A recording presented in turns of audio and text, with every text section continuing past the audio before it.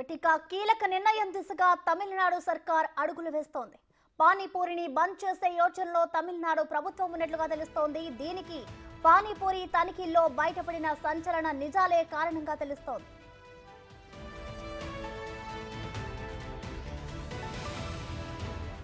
కర్ణాటకలోని 276 పానీపూరి షాపుల్లో తనిఖీలు నిర్వహించారు ఫుడ్ అధికారులు.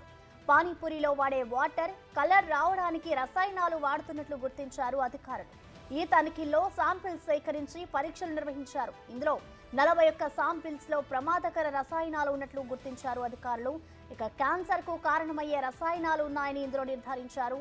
మరికొన్ని రిపోర్ట్ల ఆధారంగా వాటిని తమిళనాడు సర్కార్ పానీపూరిని బ్యాన్ చేసే అవకాశం ఉంది.